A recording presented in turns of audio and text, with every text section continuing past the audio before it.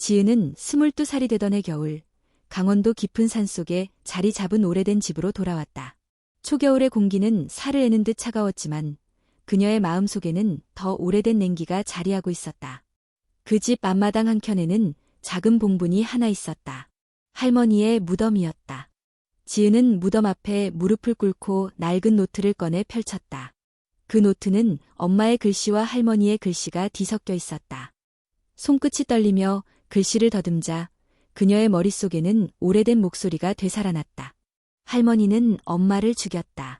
하지만 난 할머니를 죽이지 않았다. 그녀는 속으로 그렇게 중얼거리며 눈을 감았다. 바람이 뺨을 스쳤고 그 바람 속에서 어린 시절의 기억이 파도처럼 밀려왔다. 지은이 9살이었을 때 세상은 산과 숲과 할머니뿐이었다. 강원도의 겨울은 길고 고요했고 그 고요 속에서 그녀는 늘 숨죽여 살아야 했다.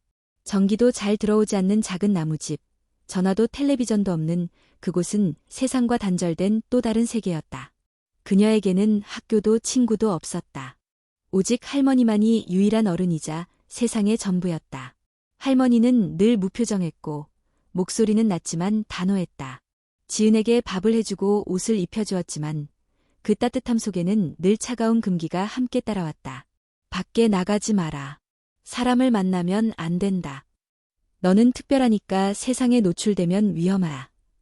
할머니는 늘 그렇게 말했다. 지은은 그 말을 의심하지 않았다. 어린 마음에는 할머니가 전부였으니까. 그렇지만 그 집에는 보이지 않는 규칙이 더 있었다. 실수를 하면 벌을 받았다. 거짓말을 하면 더 큰 벌을 받았다. 어떤 날은 무릎 꿇고 한참을 밖에서 눈을 맞아야 했고 어떤 날은 하루 종일 밥을 먹지 못했다. 할머니는 그렇게 아이를 다루었다. 지은은 자신이 뭔가 잘못된 아이라고 믿게 되었다. 나는 나쁜 애야. 그래서 이렇게 살아야 해. 그런 생각이 그녀의 마음속에 뿌리내렸다. 겨울이 끝나가던 어느 날, 할머니는 지은에게 이상한 것을 가르쳤다.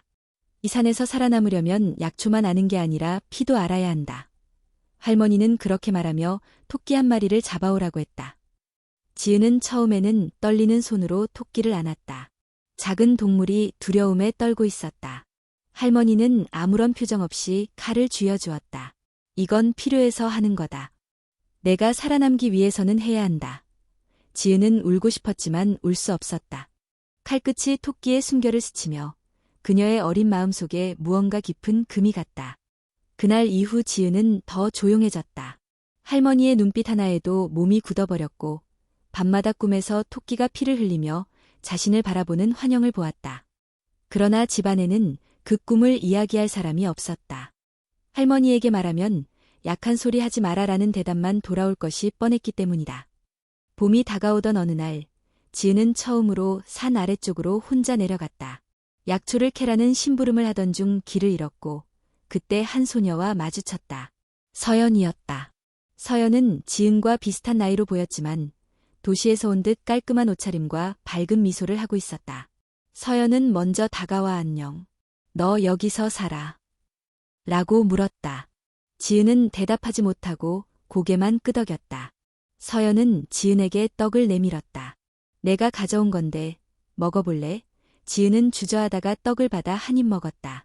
그 달콤한 맛이 입안에 퍼지자 이상하게도 눈물이 날 뻔했다. 그 순간 지은은 자신이 살아온 세상이 얼마나 좁았는지를 처음 깨달았다. 그날 이후 지은은 서연을 생각하지 않을 수 없었다. 할머니 몰래 산 아래쪽으로 내려가 서연을 만나고 서연이 들려주는 학교 이야기, 친구 이야기, 도시 이야기들을 들으며 그녀는 알 수 없는 설렘을 느꼈다. 세상에는 이런 곳도, 이런 삶도 있다는 것을 처음 알았다. 하지만 그 행복은 오래가지 않았다. 어느 날 지은이 집에 돌아오자 할머니가 마당에 서 있었다. 눈빛은 평소보다 더 차가웠고 손에는 대나무 회초리가 들려 있었다. 애가 어디 갔다 왔는지 다 안다. 할머니는 말없이 계집 쪽으로 걸어가더니 지은이 키우던 개를 끌어냈다. 그 개는 지은이 유일하게 마음을 붙일 수 있었던 존재였다. 할머니는 아무런 말도 없이 개를 처형하듯 죽였다. 이게 마지막 경고다. 다시는 사람을 만나지 마라. 아니면 더 큰 일이 일어난다. 할머니의 목소리는 낮았지만 날카로웠다. 그날 밤 지은은 이불 속에서 울었다. 서연의 얼굴이 떠오르고 개의 마지막 눈빛이 떠올랐다. 두려움과 슬픔이 뒤섞여 속이 뒤틀렸다.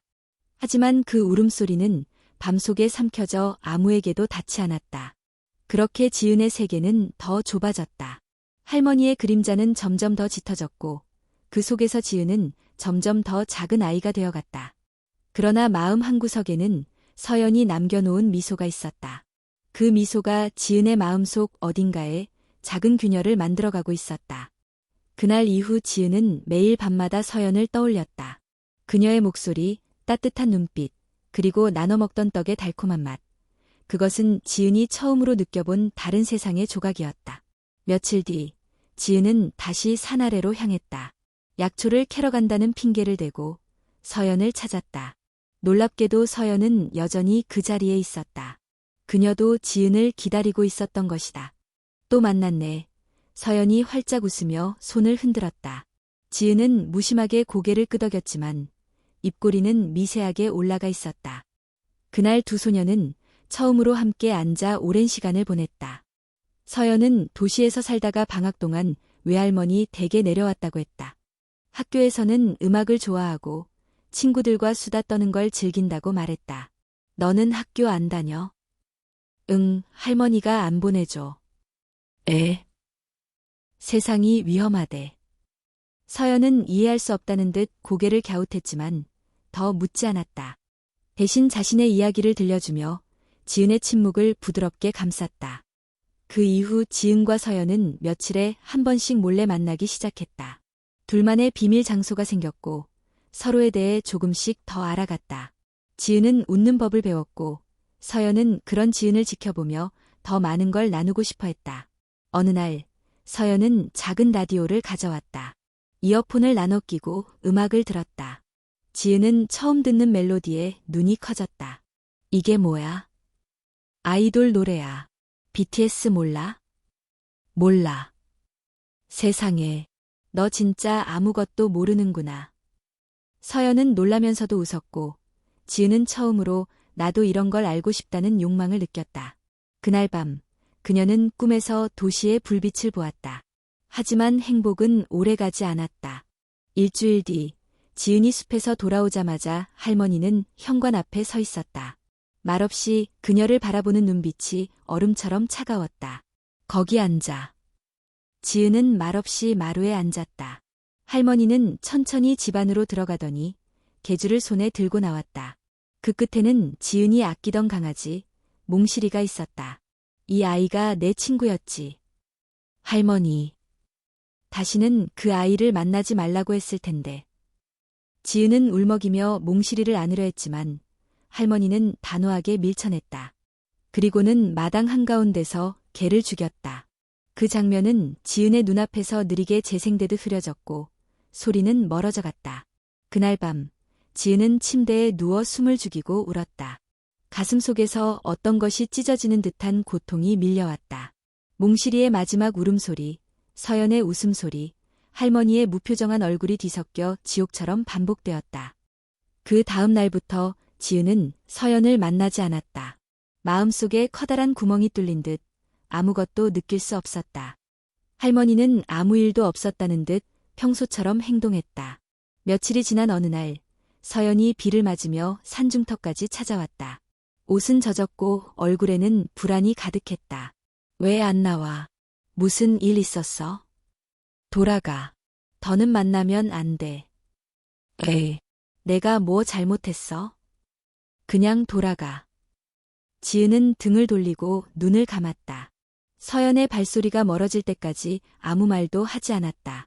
눈물은 이미 멈췄다. 아니, 마른 채로 마음속 어딘가에 얼어붙어 있었다. 며칠 후 서연은 마을에서 사라졌다.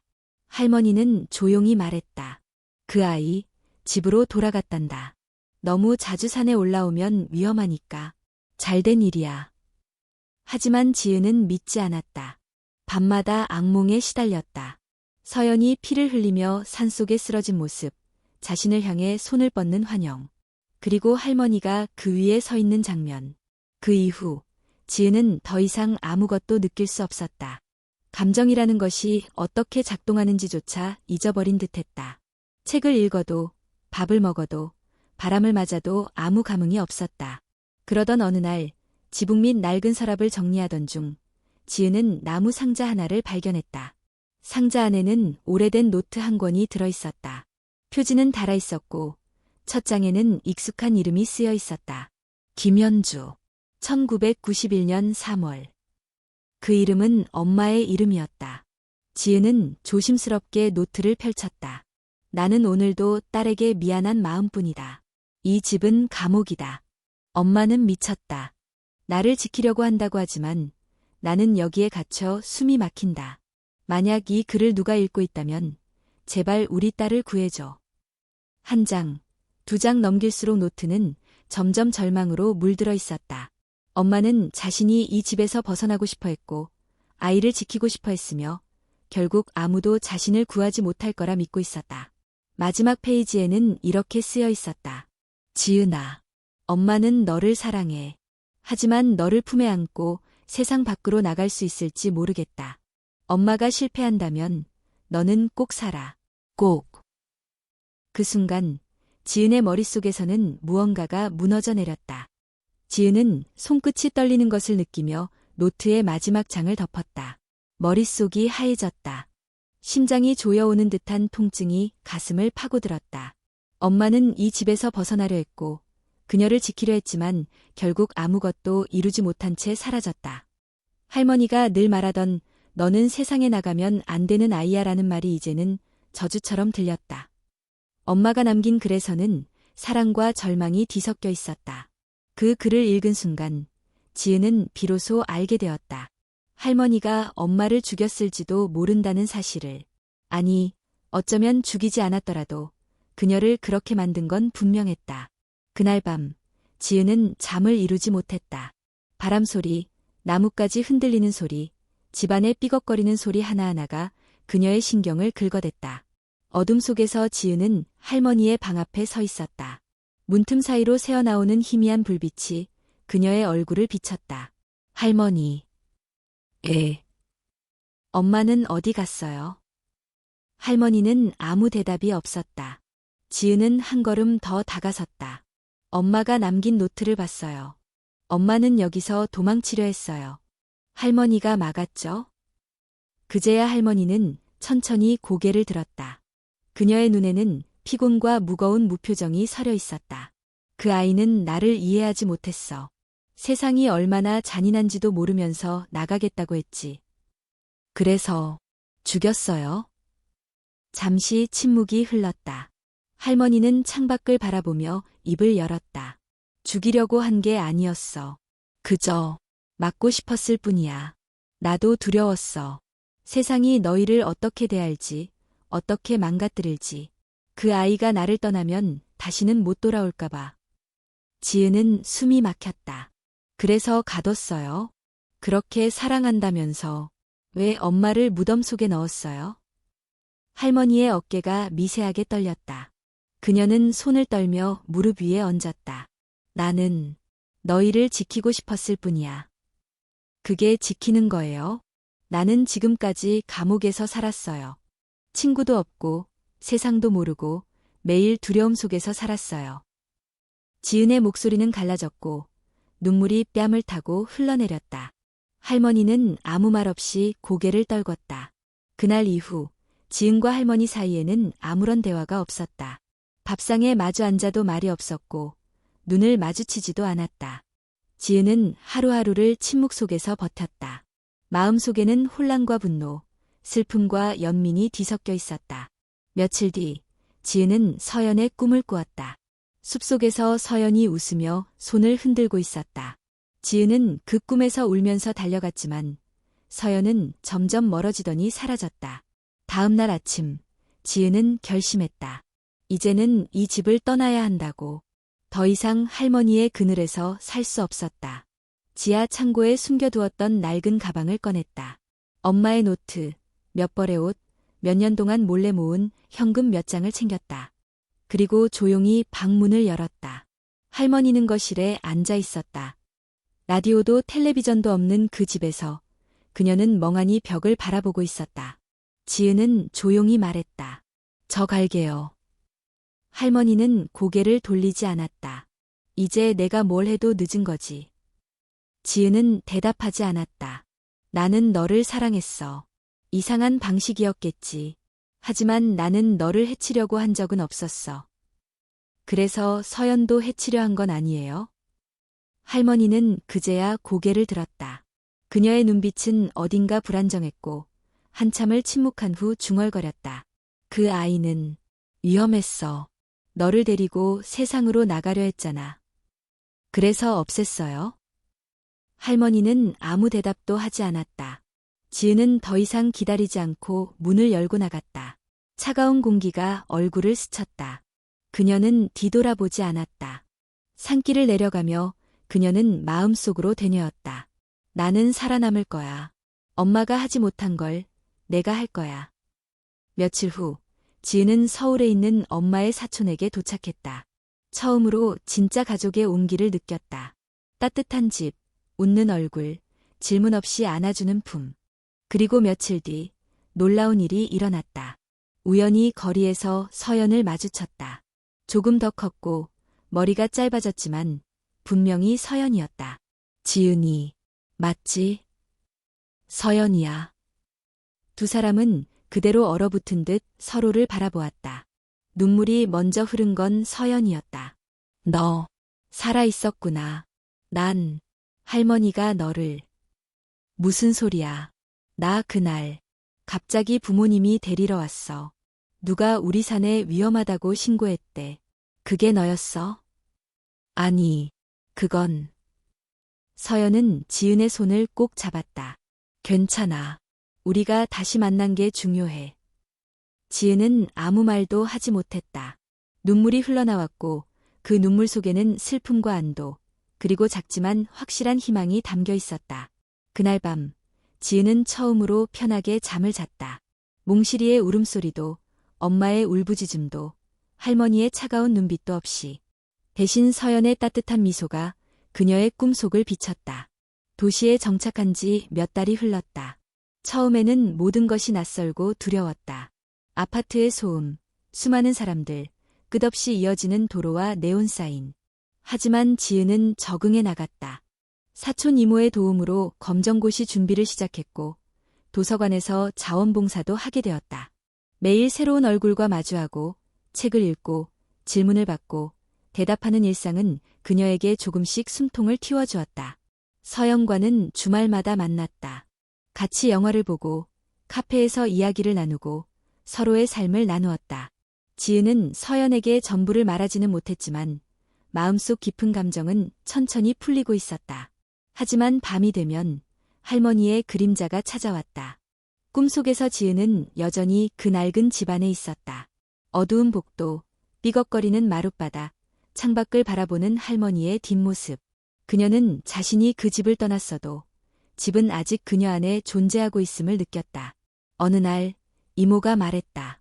할머니 돌아가셨단다. 너한테 연락 올 사람이 없으니 모르고 있었겠지. 마을에서 장례는 치렀다고 해. 지은은 아무 말도 하지 못했다. 그 소식은 예상하지 못한 돌처럼 가슴에 떨어졌다. 며칠을 아무것도 하지 못한 채 보냈다. 감정이 올라오지도 않았다. 분노도, 슬픔도, 안도도 아닌 무언가. 결국 그녀는 결심했다. 다시 한번 산으로 돌아가 보기로. 기차를 타고 버스를 갈아타고 작은 마을에서 걸어 올라간 산길. 예전보다 더 가팔라 보였다. 숨이 차올랐지만 멈추지 않았다. 그리고 드디어 도착한 집. 낡고 버려진 나무집은 더 이상 살아있는 기척이 없었다.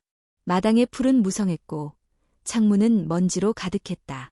집 앞 작은 언덕에 무덤이 하나 있었다.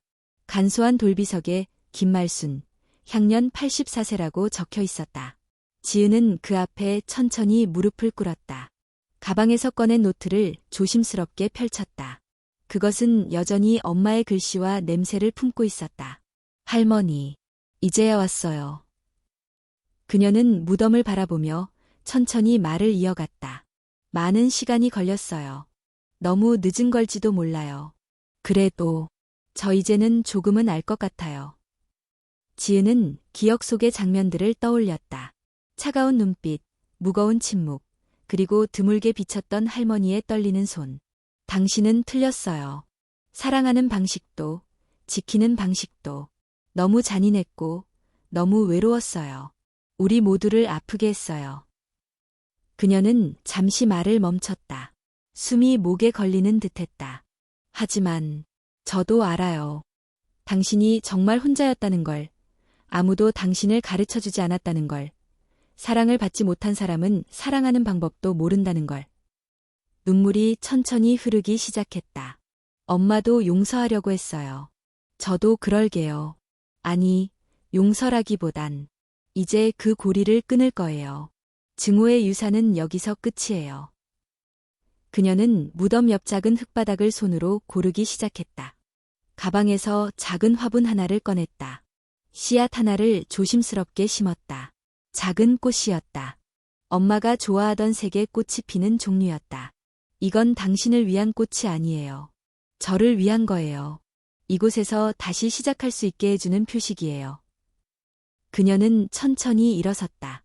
하늘은 흐렸지만 빗방울은 떨어지지 않았다. 집 안으로 들어가 마지막으로 엄마의 방을 둘러봤다.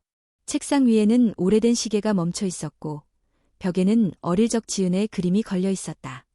그녀는 방 한가운데에 앉아 조용히 눈을 감았다. 할머니와 엄마의 목소리가 머릿속에서 스쳐 지나갔다. 지은아, 꼭 살아. 꼭. 그녀는 속으로 대답했다. 응, 엄마. 나 지금 살아있어. 그리고 그날 저녁, 산을 내려오기 전, 지은은 마지막으로 무덤 앞에 섰다. 그녀는 더 이상 울지 않았다. 대신 담담한 얼굴로 말했다. 할머니, 저 이제 정말 갈게요. 이번에는 뒤돌아보지 않을 거예요. 그리고 부디 편히 쉬세요. 발걸음은 가벼웠다. 산길을 내려가는 동안 그녀는 처음으로 자신이 벗어났다는 느낌을 받았다. 과거에서, 공포에서, 그리고 무엇보다도 자신을 올가매던 죄책감에서 그녀는 더 이상 도망치는 아이가 아니었다. 시간은 흘렀다. 계절이 몇 번 바뀌었고 지은은 서서히 일상에 스며들었다. 그녀는 검정고시에 합격했고 서울의 한 작은 대학교에서 문예창작학과에 입학했다. 글을 쓰는 일은 그녀에게 처음으로 자신의 목소리를 찾아주는 도구가 되었다. 그녀는 다른 사람들의 이야기를 들었고 자신의 이야기를 천천히 풀어냈다. 어두웠던 과거는 이제 더 이상 숨겨야 할 비밀이 아니었다.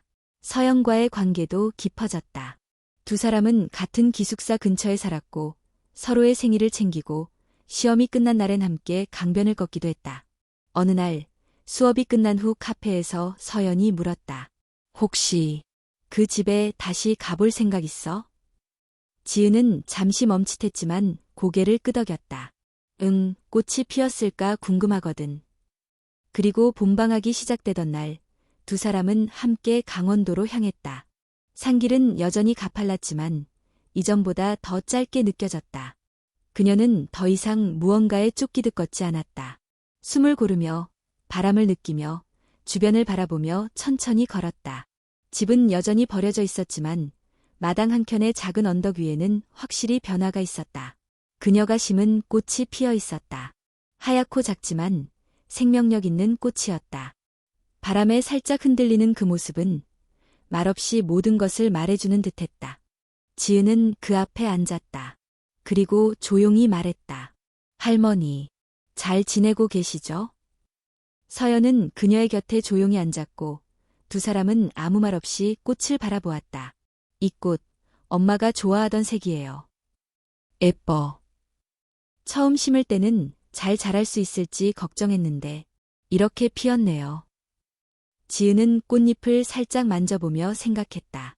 과거는 뿌리처럼 여전히 땅속에 남아있지만 그 위로 새로운 삶이 자랄 수 있다는 걸.